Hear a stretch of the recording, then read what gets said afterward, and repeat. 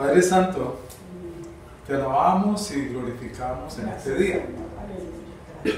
Gracias, Señor, por permitirnos hoy estar aquí presentes en comunidad como hermanos y hermanas que somos en esta comunidad, en esta familia, reunidos todos nosotros con el objetivo, Señor, de alabarte, glorificarte en este día, darte el honor y la gloria que tú te mereces, porque solo tú eres santo, solo tu Señor Altísimo, al Creador del cielo y de la tierra. Señor bendito, que en esta mañana nuestros pensamientos sean agradables a ti y que todo lo que hagamos, Señor, y pensemos sea para tu gloria. Aleluya. Padre Santo, gracias, estamos muy agradecidos por tu fidelidad para con nosotros. Padre Santo, gracias por tu misericordia y tu gracia para con nosotros y por perdonarnos nuestros pecados, Señor, y hacernos, Señor, cada día más y más conforme a la imagen del Señor, de tu Hijo Jesucristo. Gracias, Padre Santo. Señor bendito. Oramos en el nombre de nuestro Señor Jesucristo, el nombre que es sobre todo nombre. Amén. Amén. Muy bien. Vamos para la lección. Vamos para la lección número 40. Ay, 39, ¿no? No, 40. Y vamos hoy a referirnos a los cuatro últimos versículos del capítulo 9. Y hoy esencialmente nuestro foco va a ser en cuanto a el rechazo de la salvación, rechazando la salvación.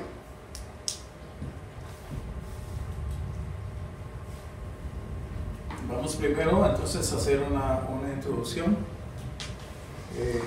Porque Pablo comienza a hablar acerca de Israel en el capítulo 9. Pablo había venido hablando esencialmente durante los primeros 8 capítulos, esencialmente acerca de las más importantes doctrinas teológicas cristianas. Había hablado desde el primer capítulo acerca de la depravación total del hombre, por ejemplo. Luego continuó con otra serie de doctrinas, pero fundamentalmente una doctrina que Pablo desarrolla esencialmente en los primeros 4 capítulos es la doctrina acerca de la justificación por fe. Esa es la doctrina que él desarrolla en estos primeros 4 capítulos. Y luego en los siguientes capítulos, desde el 4 hasta el 8, esencialmente Pablo va a hacer énfasis en lo que es la misericordia, la gracia, la doctrina de la gracia, sola gracia, en esos otros 4 capítulos. Pero llega el capítulo 9 y todo cambia. Pablo se dedica esencialmente a hablar acerca de Israel. Y va a hablar acerca de Israel no solamente en el capítulo 9, sino también en el capítulo 10 y también en el capítulo 11. 3 capítulos, y después de esos 3 capítulos Pablo vuelve nuevamente a retomar esencialmente ya el resto del capítulo van a ser acerca de lo que son cuestiones prácticas del cristianismo. Eso es como un resumen acerca de lo que ha sido este. Pero bueno, hemos estado en el capítulo 9 y nos preguntamos entonces por qué Pablo habla acerca de Israel en este capítulo. Hay varias razones. La primera es el contexto histórico. Yo creo que indudablemente Pablo primero escribe su carta a los romanos y por ende y por tanto la iglesia de Roma, que era una iglesia compuesta por muchos judíos, por bastantes judíos, y la población judía en Roma era una población bastante significante, era bien numerosa. Y Pablo indudablemente tiene que referirse a Israel, a los judíos, porque es una carta que está dirigida hacia ellos. Y no solamente eso, sino que si ustedes se ponen a ver, Pablo escribe esta carta más o menos hacia el año 55, 56, 57, más o menos hacia esos años. ¿Sí? Y si ustedes recuerdan o se ponen a pensar 55 años, 55 después de Cristo, pues uno se pone a pensar y bueno, han pasado 55 años de la muerte de Cristo. Han pasado 55 años en el cual todo el movimiento iniciado por Cristo, toda la actividad misionera y toda la actividad evangelística de Cristo ha tenido sus repercusiones. Inclusive yo pienso que la misma muerte de Cristo, el mismo sacrificio, todo este evento histórico todavía debe estar presente en la mente de muchas personas. Muy fresco en la mente todo lo que pasó. Tal vez había personas que todavía habían participado de alguna manera en todas estas situaciones. ¿Sí? Y como consecuencia de eso, acuérdense ustedes que en Roma había toda una discusión tremenda entre los judíos y los cristianos. Y esa discusión tremenda, como dice el historiador Suetonio, que no era cristiano, era un historiador romano, pero sin embargo él nombra, dentro de la historia, de su libro sobre historia, él nombra estos acontecimientos y dice: en Roma pasaron estos acontecimientos, hubo tremendas discusiones, tremendas protestas en la calle, discusiones en la calle acerca de Christus, y él dice así, Christus, o sea, acerca de Cristo. Fueron tan tremendas las discusiones acerca de Cristo que se volvió un problema de orden público, que acuérdense ustedes que el mismo Claudio, el emperador, tuvo que expulsarlos a ellos. Entonces, ante esta situación histórica, hermanos, yo pienso que de todas maneras Pablo tenía que hablar de Israel, en primer lugar. En segundo lugar, acuérdense ustedes que los judíos eran el pueblo de Dios y que como pueblo de Dios eran los llamados a aceptar a Cristo, eran los llamados a aceptar el Evangelio. Sin embargo, ellos habían rechazado el Evangelio. Dentro de esa misma situación de orden público tan tremenda, lo que uno tiene claro si lee el libro de los Hechos es que la oposición de los judíos fue una oposición abierta completamente desde el primer momento contra Cristo, abierta. Y fue tan abierta que una de las tácticas de los judíos era denunciar a los cristianos ante el emperador y decir: miren, esta gente, estos cristianos, estos que siguen a Cristo, son unos rebeldes, están en contra del sistema político, son como unas personas que van a desestabilizar el mundo y están en contra del emperador. Y fue tremendo, fue tremenda. ¿Sí? Entonces, esa fue el principal acusación que hacen los judíos contra los cristianos y contra los mismos judíos cristianos, ¿sí? Y por eso ellos rechazan el Evangelio. Todavía aquí no se ve claramente como una posición acerca de que los cristianos denuncien o acusen a los judíos de haber matado a Cristo. Eso no se ve muy claro todavía, pero más adelante, unos 100 o 200 años, ya es muy clara la corriente acerca de cómo los cristianos comienzan a denunciar abiertamente a los judíos como los que habían asesinado a Cristo. Fueron los cristianos. Los judíos habían asesinado a Cristo. Sí, pero fueron los cristianos los que empezaron, yo creía que fue la Iglesia Católica.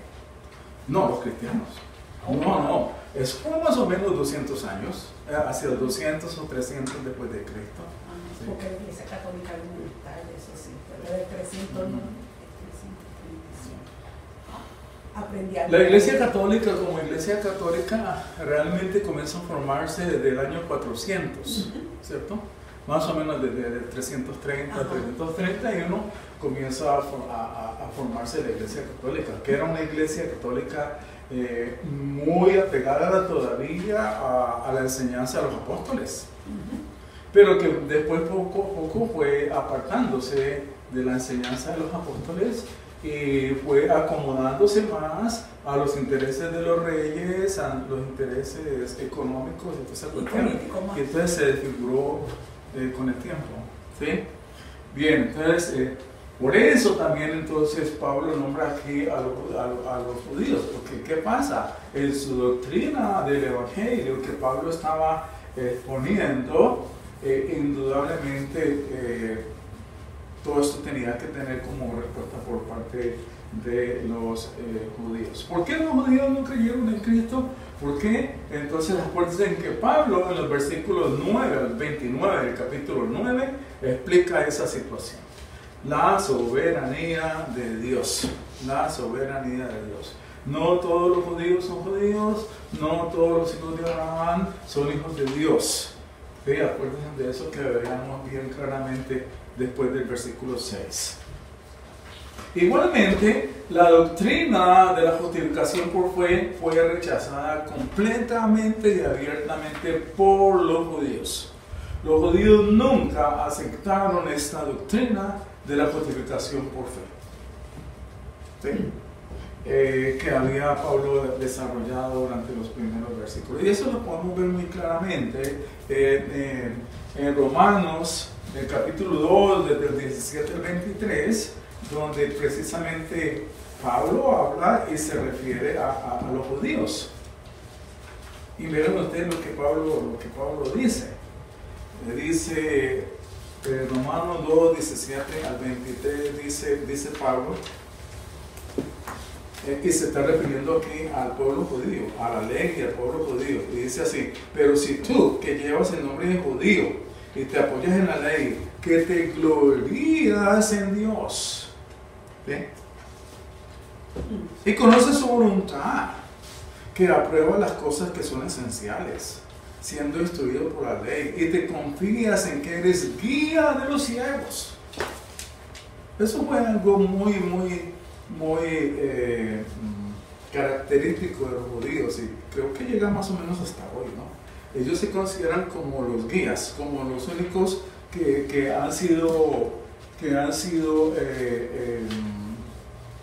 enseñados y iluminados por Dios, ¿sí? Y te confías en que eres guía de los ciegos, luz de los que están en tinieblas, instructor de los necios, maestro de los faltos de madurez, que tienes en la ley la expresión misma del conocimiento y de la verdad. Tú, pues, que enseñas a otro, ¿no te enseñas a ti mismo? ¿Sí? Miren ustedes cómo Pablo describe lo que los judíos piensan de sí mismos, ¿no? Eso es lo que Pablo está escribiendo aquí. Tú que te ufanas, que te sientes tan orgulloso de tener la ley, de tener los libros, de amar los libros, de ser tan profundo en el conocimiento del Torah y de todas esas cosas. Sin embargo, no te enseñas a ti mismo. Tú que predicas que no se debe robar, ¿robas? Tú que dices que no se debe cometer adulterio, adulteras. Tú que abominas a los ídolos, saqueas los templos. Tú que te jactas de la ley, aquí está, mira, te jactas de la ley, te sientes orgullosísimo de la ley y de que cumple la ley, ¿no? ¿Sí? Violando la ley deshonras a Dios, porque tal como está escrito, el nombre de Dios es blasfemado entre los gentiles por causa de ustedes. por causa de ustedes. ¿Sí? Y luego el capítulo 3, 19 al 20, donde Pablo todavía refiriéndose no solamente ya a los judíos, sino también igualmente a los gentiles. Entonces Pablo va a decir lo siguiente, va a decir 19, dice ahora bien, sabemos que cuanto dice la ley, lo dice a los que están bajo la ley, para que toda boca se calle y todo el mundo sea hecho responsable ante Dios, porque por las obras de la ley ningún ser humano será justificado delante de él. Está diciendo Pablo, los judíos, por la ley ningún ser humano será justificado delante de él. ¿Sí? Pues por medio de la ley viene el conocimiento del pecado. Entonces, Pablo está refiriendo aquí entonces esencialmente a eso. De tal manera entonces que concluyendo esta introducción diremos nosotros que los judíos rechazaron a Jesucristo no solo por las razones de la soberanía de Dios, sino también por la decisión que tomaron de buscar la salvación sin acudir a Cristo. Fue una decisión que ellos tomaron, fue su responsabilidad. Esencialmente esa es la introducción acerca de las razones por las cuales Pablo habla en el capítulo 9, 10 y 11 acerca de Israel. Hay otras más razones que más adelante vamos a ver. Bien, hoy vamos a referirnos entonces a los 4 últimos versículos y van a ser los 30 hasta el 33. Comienza así. Capítulo 9, versículo 30 hasta 33 dice, ¿qué diremos entonces? Que los gentiles que no iban tras la justicia alcanzaron justicia, es decir, la justicia que es por fe. Pero Israel, que iba tras una ley de justicia, no alcanzó esa ley. Vamos a dedicarnos un poco a esto. Los judíos que iban tras una ley de justicia no alcanzaron esa ley. ¿Sí? ¿Y por qué? ¿Por qué? ¿Qué pasó? Porque no iban tras ella por fe, sino como por obras. Tropezaron en la piedra de tropiezo, tal como está escrito. Miren, pongo en Sión una piedra de tropiezo y roca de escándalo. Y el que crea en él no será avergonzado. Estos son entre los 4 versículos que vamos a ver. Sobre todo el 31. Israel, que iba tras la salvación, no la alcanzó.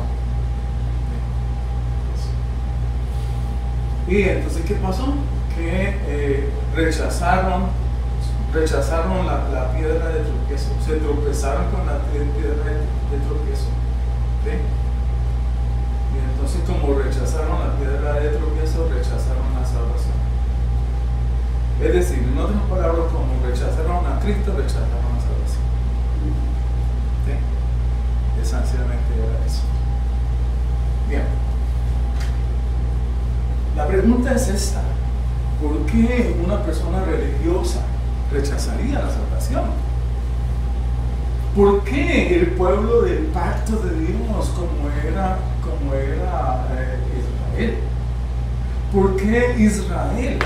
Los judíos estaban instruidos en la ley, conocían la ley desde el principio hasta el fin, eruditos de la ley, ¿sí?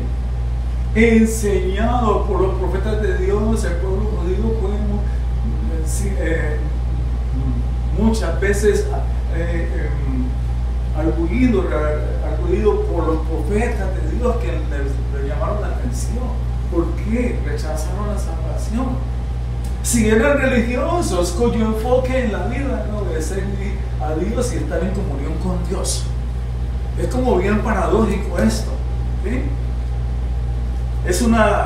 Muchos comentaristas dicen, eso fue una tragedia para los judíos, ¿sí? Porque en realidad ellos fervientemente deseaban la salvación.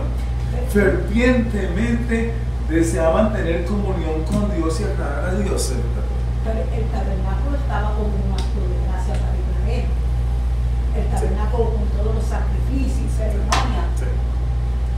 Entonces, que no hizo despistarse de esa verdad. Que todo esto del tabernáculo, toda la estructura religiosa de los judíos, era una estructura religiosa tan poderosa que no les hizo ver a Cristo. Y la salvación que antes, la salvación nunca ha sido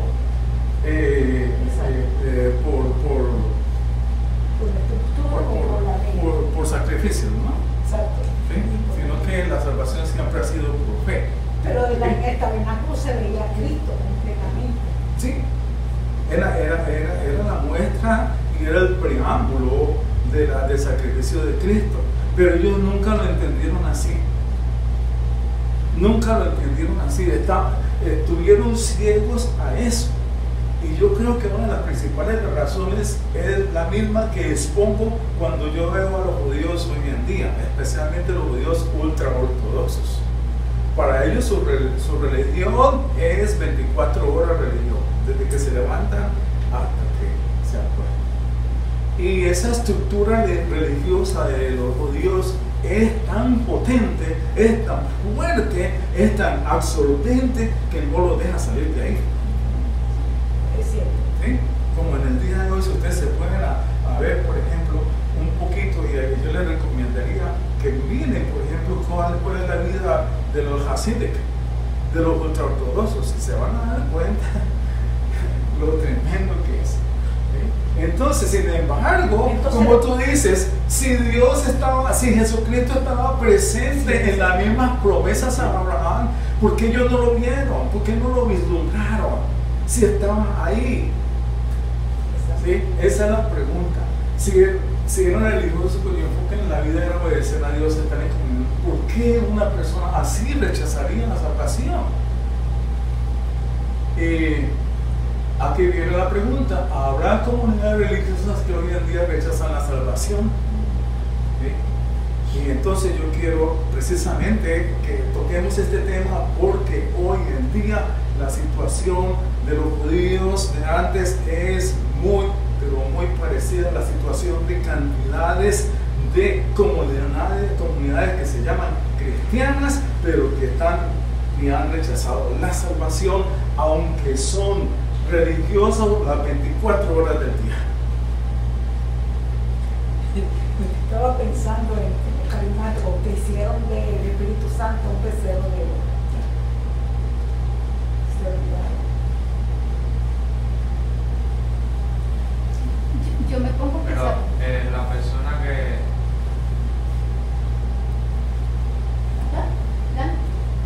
¿Dale? Bueno, tenlo ahí dentro. Ahora se me fue a mí. Yo me pongo a pensar que el judío anterior, el judío de antes de Cristo, ellos no entendían el evangelio. O sea, ellos nunca, tanto para un judío como para nosotros ahora, solo ha sido la premisa, y es creer en Cristo.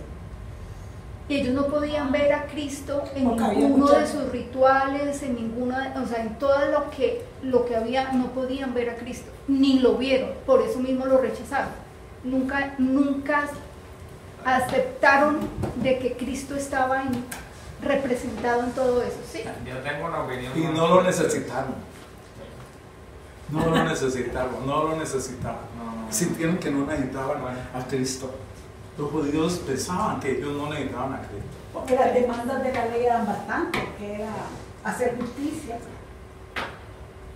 Se sentían que ellos estaban bien y que habían cumplido como el ser con Dios. humano. ¿Sí? ¿Sí? Dime.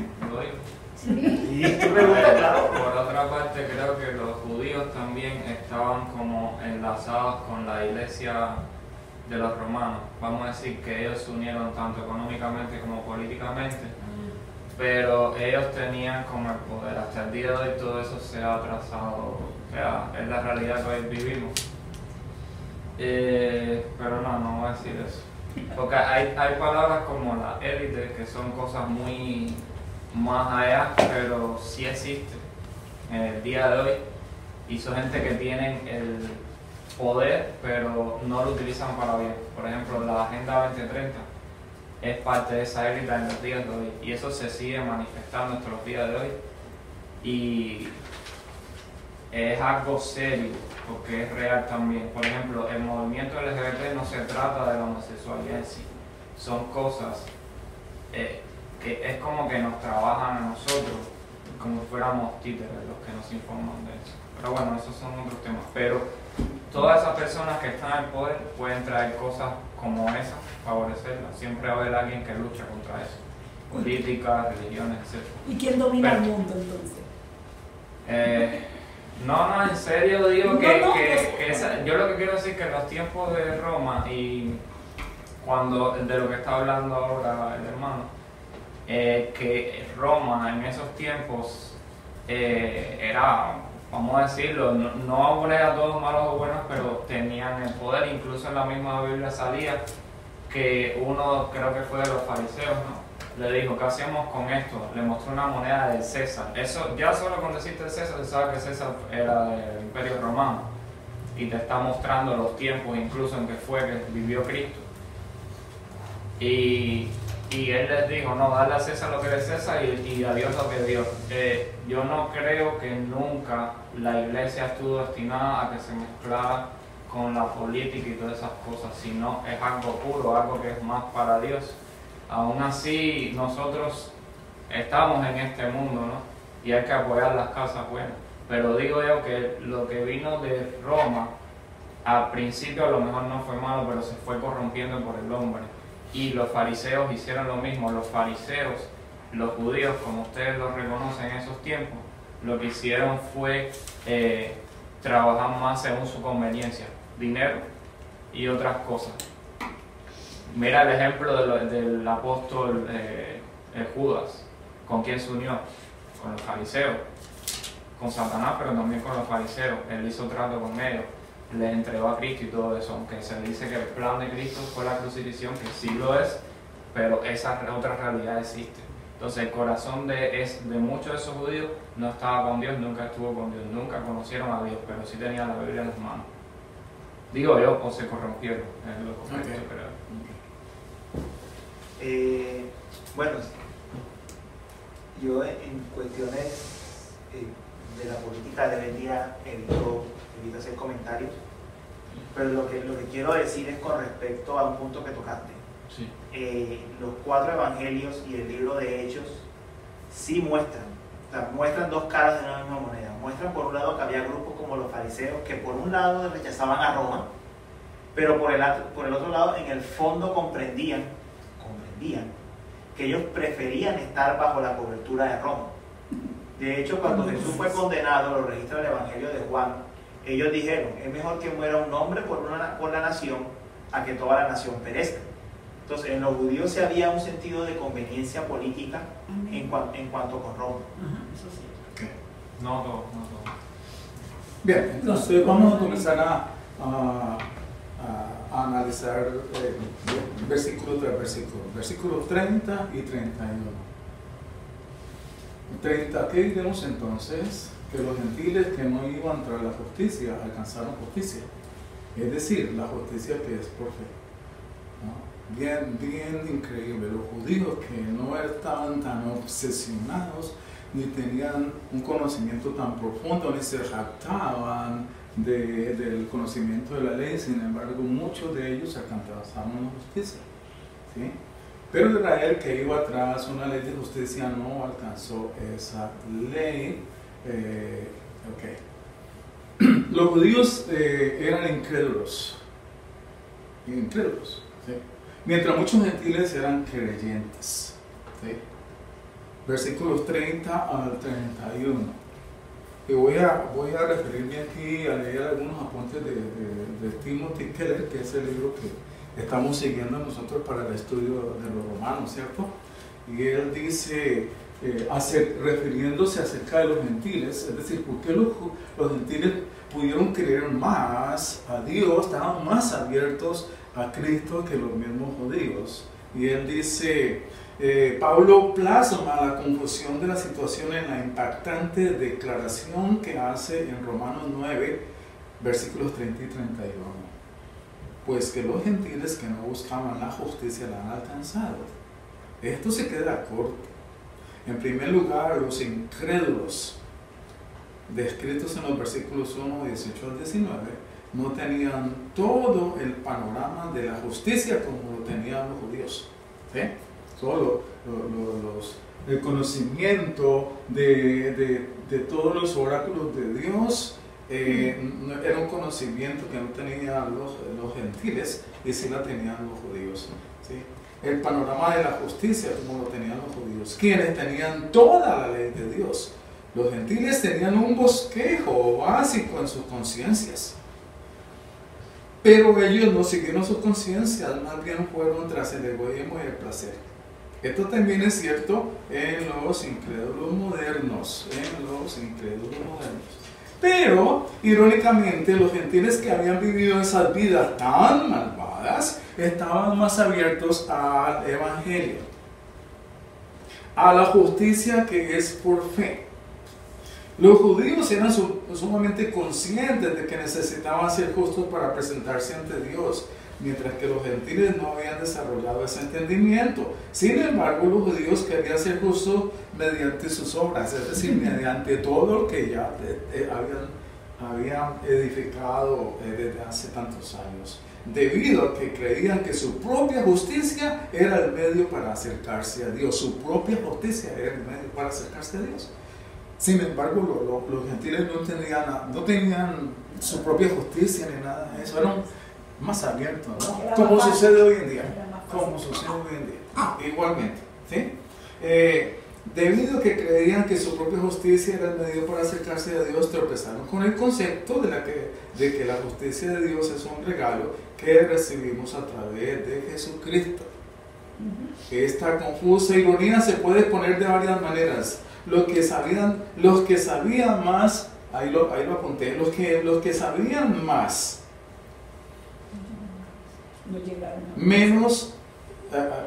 los que sabían más acerca de Dios no llegaron a conocerlo, mientras que los que sabían menos acerca de Dios llegaron a conocerlo mejor. Pero es que solamente era una cosa para nosotros, creer en Cristo, sin ninguna preámbulo antes de eso. Oh, sí.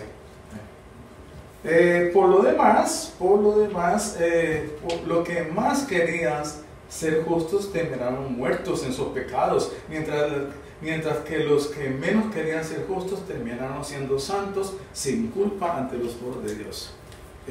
Una bien interesante descripción que Timothy hace acerca de los gentiles. Timothy Keller fue uno de los grandes pastores que tuvimos nosotros en la iglesia PCA. ¿Sí? Murió hace como 3 años, algo así. ¿Sí? Pero un hombre muy brillante. Entonces, eso fue lo que pasó. ¿Sí? Como dice en Juan, a los suyos vino y los suyos lo rechazaron y los suyos no lo conocieron. ¿Sí? A los suyos vino. Esa era la situación. Y hoy en día pasa más o menos lo mismo. Uno como cristiano que ha estado pues asistiendo a la iglesia, nota que las personas que vienen a la iglesia, muchas veces los que no tienen un background, un trasfondo muy religioso, son como más fáciles de enseñar que los que tienen un trasfondo muy fuerte en otras religiones. ¿Sí? Y yo sé más o menos cuáles son las religiones, pero no quiero decirlas. ¿Sí? Pero entre más trasfondo religioso tenga esa persona, más difícil le cuesta a la persona aceptar sobre todo las enseñanzas de la reforma. ¿Sí? Lo único que sí es que yo he visto personas con un corazón tan sincero, ¿sí? tan sinceros que están abiertas a buscar a Dios, ¿sí?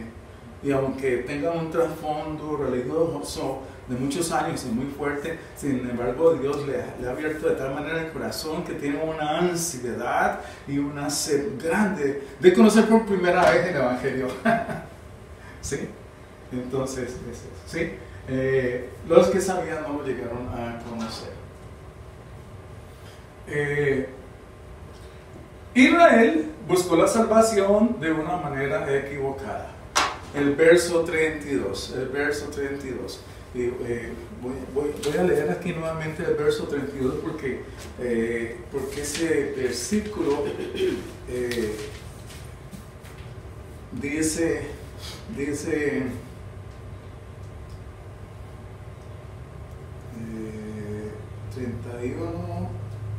32, ¿por qué?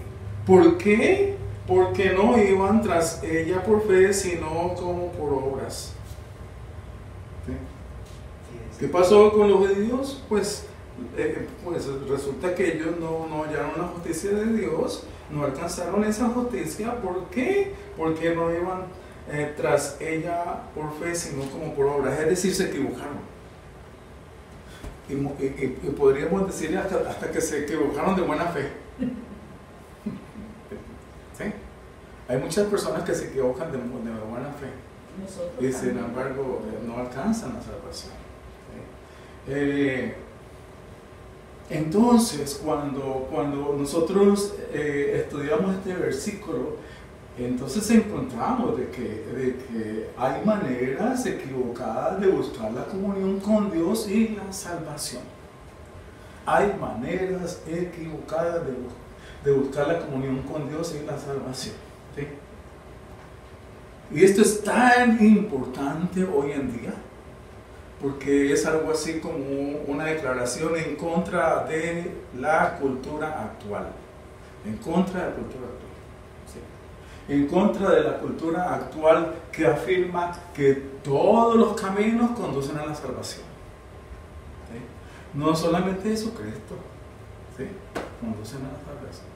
Y hay un sincretismo, hay una mezcla de tantas cosas que hoy en día domina la sociedad y que presenta caminos hacia la salvación. Y dicen, este es el camino para la salvación. Y es un camino equivocado. ¿Sí? Es un camino equivocado. Y toda esa cultura hoy en día es la cultura que todavía permanece hoy en día, que se llama la cultura de la nueva era. Esa es la cultura, esa es la manera de pensar de la mayoría de personas en el mundo. ¿Sí? La nueva era.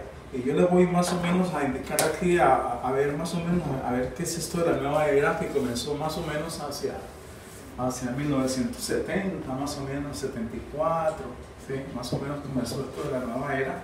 Es un movimiento, ¿sí? No es una doctrina completa que alguien se haya sentado a escribir, ¿no? Sino que es un movimiento en el cual muchas personas piensan de la misma manera, ¿sí? Dice, por ejemplo, creencias fundamentales de la doctrina de la nueva era. Primero, pluralismo espiritual. Ellos afirman que todos los caminos conducen a la verdad divina. El cristianismo, el budismo, el hinduismo, etcétera, todos son válidos. Y una de las personas que más ha sido famoso por esto aquí en Estados Unidos ha sido Oprah. Sí. Ella en el año de 2008, cuando dirigía el programa de ella, dijo abiertamente eso, ¿sí? No podría haber un solo camino hacia Dios, ¿sí? Todos los caminos conducen hacia Dios. Pero la Biblia dice que el único camino que conduce a Dios es Jesucristo, porque Jesucristo dice que yo soy el camino, la verdad y la vida. Enfáticamente. Amén. Es claro. Aleluya. El movimiento de la nueva era dice que hay una divinidad interior. Los humanos son inherentemente divinos o poseen una conciencia divina. Sí, que somos es una, mientras que el verdadero evangelio dice que nosotros somos pecadores, que necesitamos ser perdonados y limpiados por la sangre y el sacrificio de nuestro Señor Jesucristo. ¿Sí? Los pensamientos, la nueva era dice que los pensamientos e intenciones moldean la realidad. La energía positiva atrae resultados positivos. ¿Quién no habla de eso hoy en día? ¿Quién no? Cristianos. Hasta los cristianos. Sí. Sí, eso dicen vibra también, ¿no? Sí, señor. Pero eso es real. No es cierto. Los pensamientos e intenciones moldean la realidad. ¿En cuántas iglesias ustedes no han visto que dice, dilo? Confiesa. Decláralo, porque si tú lo declaras con la boca, se hace la realidad. Confiesa. ¿Esa es una nueva era? No es una iglesia cristiana de la nueva era, es una iglesia cristiana de la nueva era. Con Hagin empezó esta de confiesa, decretos. Decrétalo. Si tú lo decretas, sí. Si tú tienes pensamientos como eso hoy en día aquí en América, good vibes. ¿Sí? Vibraciones Pero positivas. Ese espiritualismo ya. Oh, ya me acordé de una cosa. Hay un movimiento que se llama la ley de la atracción. Eso también, ¿cierto? También. Que la ley de la atracción es la que inspira a Hagin precisamente para crear todo este movimiento de confiésalo y obténlo. Sí, es la ley de atracción, el movimiento de la atracción. El relativismo moral. La ética es situacional, no existe lo absolutamente correcto e incorrecto. No. Lo absolutamente incorrecto no existe. Depende de la situación, ¿no? Depende de cada uno de ustedes. De acuerdo con eso, entonces el mal para uno depende, porque puede ser que no sea mal para el otro. Eso es un relativismo, ¿no? Y eso ha llevado a que el pecado sea aceptado como algo bueno, incluso dentro de la iglesia. Cierto.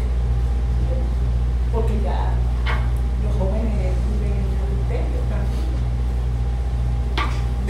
La unidad global, énfasis en la paz, el ambientalismo y la armonía universal. Rechazo del dogma. Sí, rechazo del dogma porque resulta que tú tienes tu verdad y yo tengo mi verdad. Y entonces yo no puedo criticarte por tu verdad, ¿sí? Porque cada uno tiene su propia verdad. Pero según la filosofía, cuando hay dos verdades, entonces, ¿sí? Ninguna de las dos es verdad. Según la filosofía. Hay dos verdades, ninguna, sí. Porque, por ejemplo, hay un filósofo, bueno, yo no quiero hablar de esto, pero se me ocurre ahora, hay un filósofo que dice que la única verdad es que la verdad no existe. Pero entonces cuando se enfrentan por la verdad de la Biblia, ¿qué hacen? No la aceptan. Porque la Biblia es un libro que discrimina, que piensa que ellos son los únicos que tienen la verdad y resulta que no. Entonces aquí viene algo muy interesante. Entonces ninguno tiene la verdad. Entonces si ninguno tiene la verdad de tu religión y las confesiones de tu religión y los dogmas de tu religión son verdades solamente para ti. Por lo tanto, yo no puedo aceptar ninguna religión que tenga una confesión de fe, no puedo aceptar una religión que tiene un nombre, no puedo aceptar una religión que tenga un catecismo. Por lo tanto, nosotros nos vamos a llamar no denominacional. Y somos cristianos no denominacionales. Eso es un error gravísimo. Entonces la nueva porque era son cristianos de la nueva era. Ajá. Entonces tenemos aquí cientos de iglesias cristianas de la nueva era que dicen que son cristianas, pero no están aceptando a Cristo. Porque dicen que así como se puede salvar por el Buda, también te puedes salvar por Cristo. Y eso no dice la Biblia, porque la salvación es tan costosa. La salvación es tan increíble por Jesucristo. ¿Ok? Es eso. Entonces es ahí, hermano, como por eso es que nuestra fe se basa en nuestro conocimiento, como El pastor puso ahí una foto en WhatsApp, ¿sí? La fe de nosotros es una fe fuerte porque está basada en un conocimiento profundo. ¿Sí? Por eso. ¿Sí? Entonces no nos vienen a engañar. ¿Sí? La salvación por obras implica subestimar el pecado y subestimar la obra de Cristo. El enfoque no es en el pecado, sino en las obras. Si yo me quiero salvar por obras, entonces lo más importante por mí es hacer obras. Para nada tengo yo que preocuparme por el pecado, porque el pecado no es importante. Y por lo tanto, si el pecado no es importante, entonces yo no siento la necesidad de un sacrificio, de un perdón de pecado. Yo no siento eso. Yo no tengo por qué pedir perdón por los pecados. ¿Ven? Y así.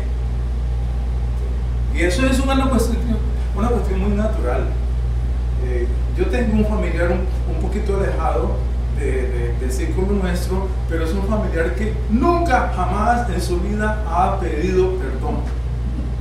Y él dice, yo soy orgulloso, yo no tengo por qué pedir perdón de nada. Y nunca ha pedido perdón por nada, aunque haga las cosas malas. Y es un orgullo para él. Pero eso es la naturaleza, y por eso es que ¿sí? La gente no acepta que en los sermones se hable de que uno es pecador.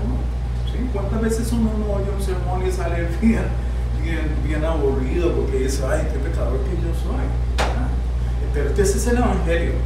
Segundo, entonces, en estas religiones no se necesita a Cristo para salvarse, porque si yo no soy pecador, entonces consecuentemente, si yo no soy pecador, ni para mí los pecados son importantes, entonces no necesito a Cristo para salvarme. Y por eso ahí está, se rechaza a Cristo. ¿Ven ustedes? Se rechaza a Cristo porque no se necesita a Cristo.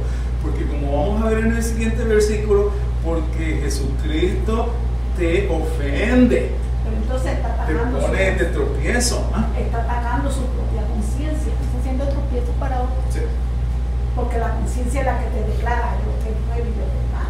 Sí, la conciencia declara que lo que bueno, pero acuérdense de lo que dice Timoteo Keller, que a pesar de que la conciencia le dice eso, sin embargo, él sigue el camino del pecado y de entonces la abundancia. cauteriza Sí. para que no hable. Sí.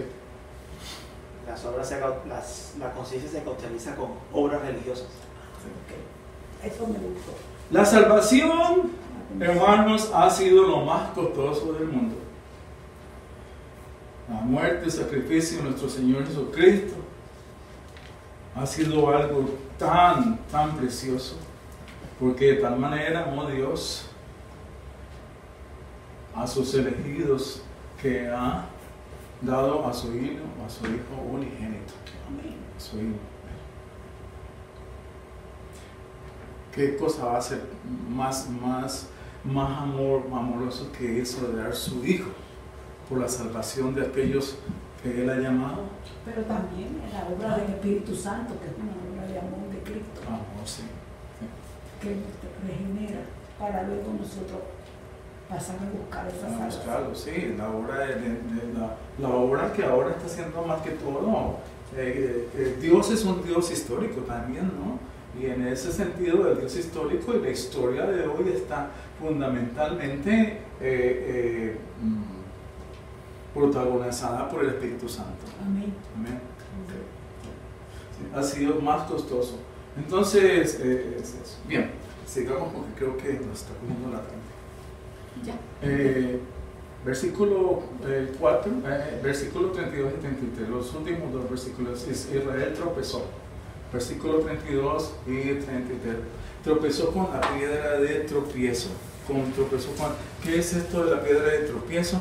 Es una metáfora que es muy usada en el Antiguo Testamento. ¿Sí?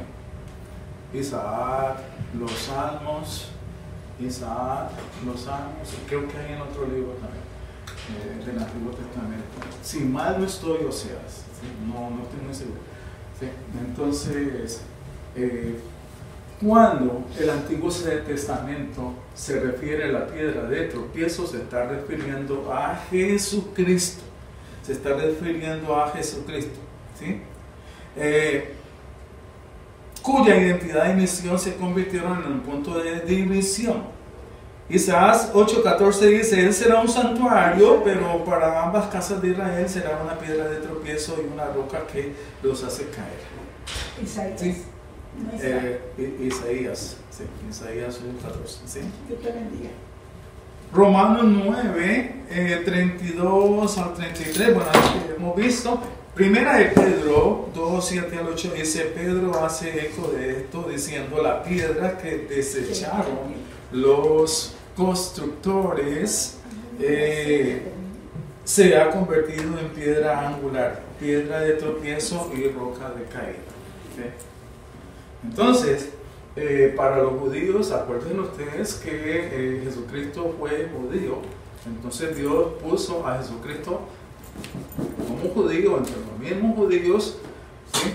Para que los judíos lo aceptaran, pero no lo aceptaron, por tanto ellos rechazaron la salvación, y esa piedra angular fue una piedra en la cual todos ellos tropezaron y cayeron.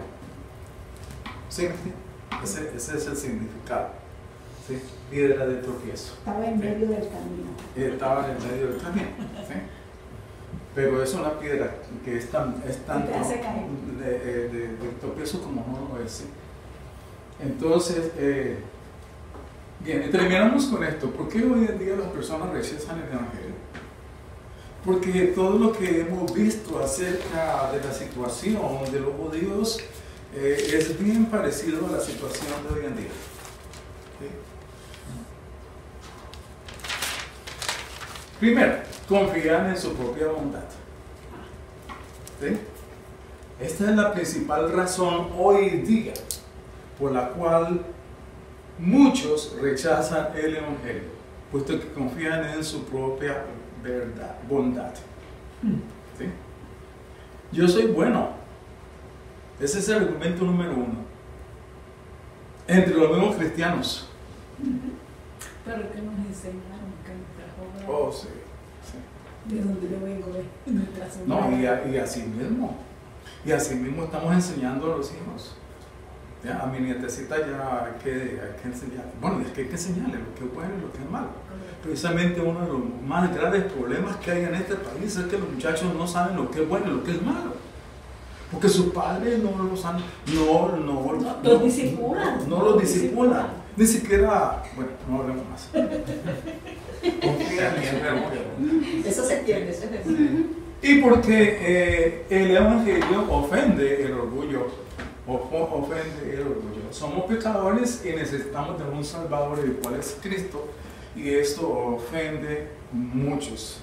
Yo siempre he dicho un comentario muy, lo he hecho muchas veces, ¿no? Que tenía un gran amigo y él nunca iba a la iglesia, pero su esposa sí iba. Y le dije yo una vez: oye, ¿por qué tú no vas a la iglesia? Y tu esposa sí iba. Y me dice: no, lo que pasa es que mi esposa es la pecadora.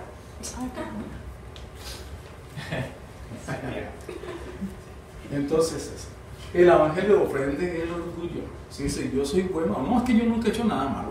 Yo no he matado, yo no he robado. ¿Sí? Entonces, yo soy bueno. Ahí viene todo lo que es eso, ¿sí? Muchas religiones que se hacen llamar cristianas han decidido tomar el camino equivocado y rechazar la salvación. La mayor religión del mundo es la religión moralista. Son religiosos que rechazan la salvación. Y esa es la mayor religión del mundo. La de público.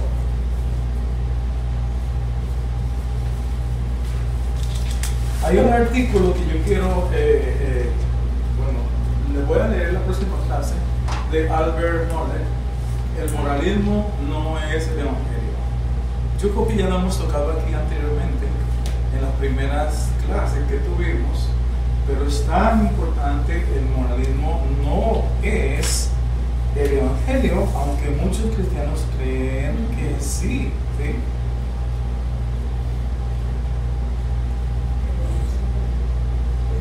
Dice, tristemente este falso evangelio es particularmente atractivo para quienes se consideran evangélicos motivados por un impulso bíblico.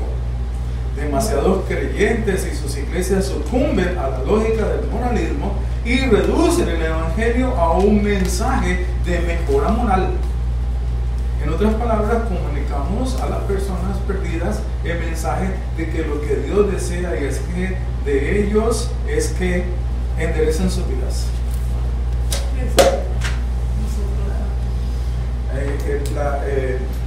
Dios mediante, el próximo domingo vamos a analizar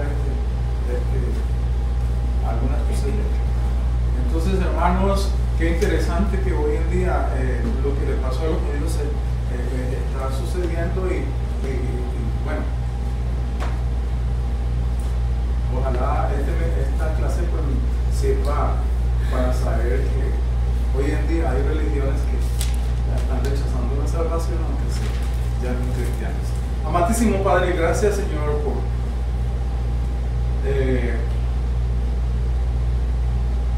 hacernos conocer la verdad, porque como tú dices, Jesucristo, conoceréis la verdad y la verdad os hará libres. Sí, Señor, la verdad de tu evangelio, la verdad cristiana nos hace libres. Señor bendito, nos hace libres, Padre Santo, y nos da todo el conocimiento y, Señor, la fe que tú pones en nosotros, Señor, para saber cuál es el camino verdadero hacia la salvación. Gracias, Padre, por todos nosotros, por todos los aquí presentes, Señor bendito, y acompáñanos por el resto del día, Señor, y que esta lección del día de hoy sea para transformación de nuestras vidas y de aquellos que de alguna manera puedan oír este mensaje, Señor bendito.